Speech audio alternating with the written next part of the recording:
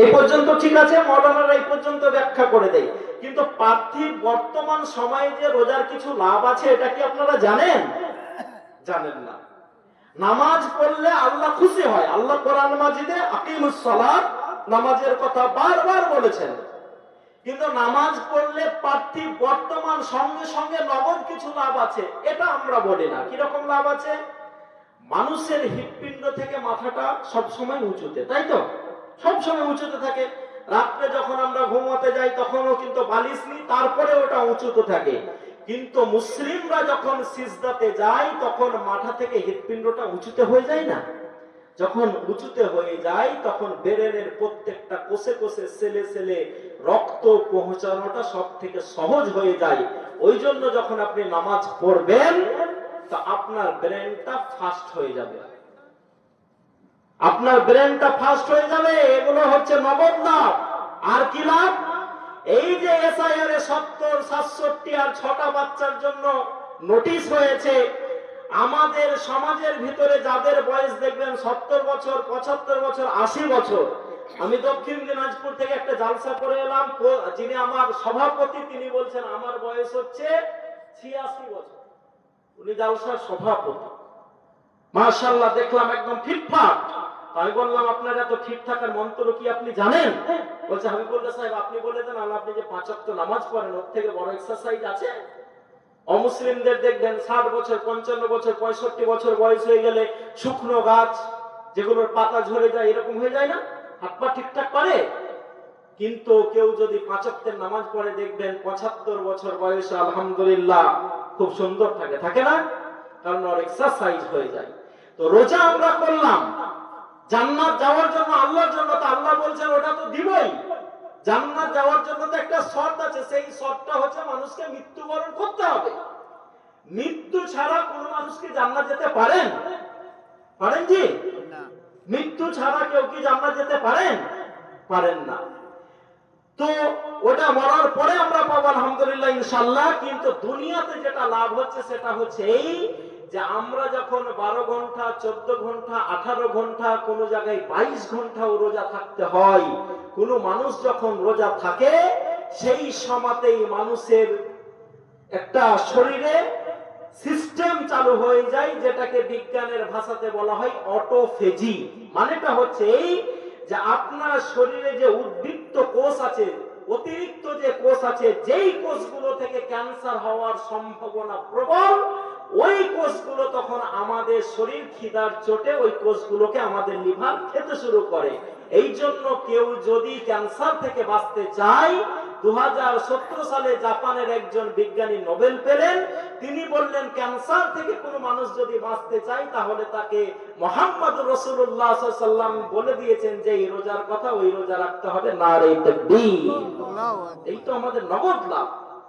আমরা তো মুসলিম, আমাদেরকে বাবা মেরে দিল লাভ। কারণ কারণ মানলেও আমরা যদি না পারি শহীদ হব না, হব না? কিন্তু চেষ্টা আমাদেরকে জারি রাখতে হবে। যাই হোক, আল্লাহ রাব্বুল আলামিন আমাদের বুঝার তৌফিক দান করুক। আচ্ছা, যতগুলা আমাদের হাতে দান দিয়েছে সমস্ত লোককে তুমি জান্নাতবাসী করে দাও, বলেন আল্লাহুম্মা আমিন। সবাই বললেন না? বললেন না? আপনাদের কি লাভ হলো? এই লোকগুলো টাকা দিয়েছে, এরা জান্নাতের জন্য আমরা বলে দিলাম, দোয়া হলো। তো আপনাদের কিছু লাভ হলো না? হলো না? কি লাভ আছে? লাভটা হচ্ছে এই, রাসূলুল্লাহ সাল্লাল্লাহু আলাইহি ওয়াসাল্লাম হাদিসে বলছেন যে কোন মানুষ যখন কোন মানুষের জন্য দোয়া করে, আজকে আমি ইফতার করেছি কান্ধির দিকে জীবন্তীতে, দুপুরে মিটিং করেছি নলহাটিতে মিটিং করার পর ইফতারে গেছি জীবন্তী। আমি তো বারবার বলেছি যে জালসাতে আসবো না, আমাকে জোর করে আনা হয়েছে। সত্যি বলছি, আল্লাহর কসম করে বলছি। আমি বলেছি যে আমাকে নিয়েন না, রোজার মাসে আমি কোথাও জালসাতে যাই না। আর এমনি আমাদের সারাদিন শিডিউল থাকেই আর কি, খুব ছুটে বাড়াতে হয়। কারণ আমরা সানাউল্লাহ সাহেব জিজ্ঞেস করছিলেন যে হাবিবুল্লাহ ভাই কটা ক্যাম্পাস করলেন? আমি তো বললাম আল ফুরকান একাডেমির আলহামদুলিল্লাহ 5খানা ক্যাম্পাস হয়ে গেছে। কখানা বললাম? 5খানা। তো যেহেতু ছুটে বাড়াতে হয়, তো কি কথাটি বলছিলাম, কি বলছিলাম বলুন তো, আপনারা মনে রাখতে পারছেন কিনা বলেন? এই তো ভুলে গেলেন। সকালে বলবেন যে এটা মৌলভী সাহেব নিয়ে এসেছিল, দাঁড়িয়েও নেই। আমার বউ আমার জালসা শুনতে গেছে, বুঝলেন? এই রমজানের 10 দিন আগে বোধহয় কামরুজ্জামান সাহেবও ছিলেন। তো আমার বউ জালসা শুনতে গেছেন, তো আমাকে যখন স্টেজে মাইকটা দেওয়া হয়েছে বলছে কোন মাওলানা নিয়ে এসেছি, দাঁড়িয়ে যে নেই। তারপরে যখন বক্তৃতা করলাম তখন কইছে মৌলভী সাহেব তো কথাগুলা ঠিকই বলছে, দাঁড়িয়ে নেই তো আমি কি করব, পাথর বেঁধে ঝুলিয়ে রাখবো না? আলহামদুলিল্লাহ যা আছে ঠিক আছে। ছোট্ট বিষয় নিয়ে আমাদের তর্ক করতে হবে না। কেউ শার্ট পরে নামাজ পড়তে গেছে, তাকে আরো উৎসাহ দেন। টি শার্ট পরে নামাজ পড়তে গেছে, উৎসাহ দেন। এবং যে মোটেও নামাজ পড়ে না তার দিকে ধ্যান দেন যে তাকে কি করে মসজিদ মুখী আমরা করতে পারি। ঠিক আছে? ছোট্ট ছোট্ট বাচ্চাগুলোকে আমাদেরকে ধমকালে চলবে না। এই তুমি টি শার্ট পরে নামাজ পড়তে আসছো মানে, তাহলে তো তোমার কি হবে? আসুক না, অসুবিধা কি আছে? আস্তে আস্তে শিখে যাবে ইনশাআল্লাহ। তো আমিন যে বললেন কি হয়, রাসূলুল্লাহ সাল্লাল্লাহু আলাইহি ওয়াসাল্লাম বলছেন যে এইরকম যখন আলোচনা হয়, ফেরেশতারা হাবিবুল্লাহ বলল এই লোকগুলোকে জান্নাত দিয়ে দাও, ফেরেশতারা ওইটা লিখে নিয়ে সঙ্গে সঙ্গে আল্লাহকে রিপোর্ট করে দেয়, চলে যায়। তো বলে কি কথা হচ্ছিল? কথা হচ্ছিল এই যে বক্তা বলছিল, হাদিস শোনাচ্ছি আপনাকে আমি, বক্তা বলছিল এই যে যারা দান করেছে তাদেরকে যেন জান্নাত দেওয়া হয়। তো শ্রোতারা কি বলছিল? আল্লাহ জিজ্ঞেস করেন, শ্রোতারা বলেছে যে আল্লাহ তুমি এটাকে কবুল করে নাও, তাদেরকে জান্নাত দিয়ে দাও, এই কথাটা বলেছে। তখন আল্লাহ বলেন যে যারা জান্নাত দেওয়ার জন্য দোয়া করেছে তাদেরও নামটা লিখে দাও, যে তাদেরকে আমি জান্নাত দিয়ে দিলাম। আলহামদুলিল্লাহ বলবেন না? তাহলে যারা দান করলেন তারা যেই নেকিটা পেলেন, আমরা তাদেরকে কবুল করে নাও বলাতে ততটা নেকি পেয়ে গেলাম। বলেন আলহামদুলিল্লাহ। তো আমি যখন ইফতারে আজকে জীবন দিতেছিলাম, একটা পলিসি মনে মনে বার করছিলাম। পলিসিটা আমি কারোর সঙ্গে এখন পর্যন্ত শেয়ার করিনি, আপনাদের সামনে শেয়ার করছি। ইফতার করতে গেলাম, প্রায় 1500-2000 লোক, 2 বিঘা 15 কাঠা ওদের ঈদগাহ, এত বড় ঈদগাহ। সেই ঈদগাহ তো ওরা ইফতার করাচ্ছে, তো আমরা এখানে হাত বাঁধি, তো ওরা এখানে হাত বাঁধে, তো সবাই তো আমাদের ভাই ভাই নাকি? কেউ যদি এখানে হাত বাঁধে সেও একটা হাদিসের উপরে আমল করছে, তর্ক করবেন না। কেউ যদি জোরে আমিন বলছে, এটাও যেমন একটা হাদিস, কেউ যেমন মোটেও বলে না, ও একটা হাদিসের উপরে আমল করছে। ছোট্ট বিষয় নিয়ে তর্ক করবেন না। আমি তো এই বিষয়গুলো নিয়ে যখন এতদিন আগে বলছিলাম, তো অনেক লোক আমার বিরুদ্ধে ফতোয়া দিয়েছে। আমি বললাম আমার বিরুদ্ধে ফতোয়া দিয়ে কিছু হবে না, কারণ তোমার মতো মাওলানা আমার সামনে 5 পয়সাও দাম রাখে না। আমি স্টার মার্কেট ছেলে, লেটার মার্কেট ছেলে, আমি কোনোদিন সেকেন্ডই হইনি, তুমি আমার সঙ্গে তর্ক করবে? মেট্রিয়া বুরুজ আহলে হাদিসদের সবথেকে বড় মাদ্রাসা কলকাতা। আমি সেদিন বক্তৃতা সেখানে করতে গেলাম, আমার আগে যিনি বক্তৃতা করলেন আহলে হাদিসের অনেক বড় আলেম, উনি বক্তৃতা করতে করতে রেফারেন্স দিয়ে দিয়ে বলছেন যে আমাদের অন্যান্য ভাইরা যে এখানে হাত বাঁধে এরও দলিল আছে, এবং আমি জানি যে এরও দলিল আছে। আমরা জানি না বলে ফতোয়া দিয়ে দিয়ে সমাজটাকে ভেঙে দিচ্ছি। আরে যে বলেছে লা ইলাহা ইল্লাল্লাহ মুহাম্মাদুর রাসূলুল্লাহ, সেই তো আমাদের ভাই।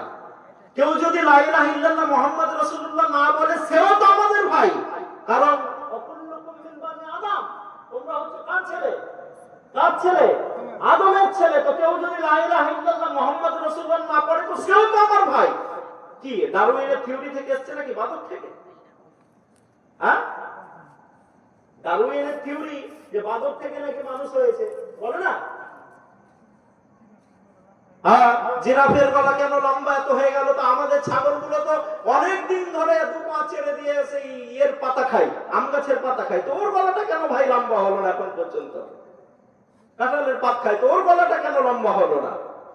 তো আমাদের কেউ যদি কালেমা পড়ে, সে তো আমাদের দিনী ভাই। আর কেউ যদি কালেমা না পড়ে, সে হচ্ছে আমাদের বংশগত ভাই, কারণ সে হাওয়ার সন্তান থেকে সন্তান, সে হচ্ছে আদম আলাইহিস সালামের সন্তান।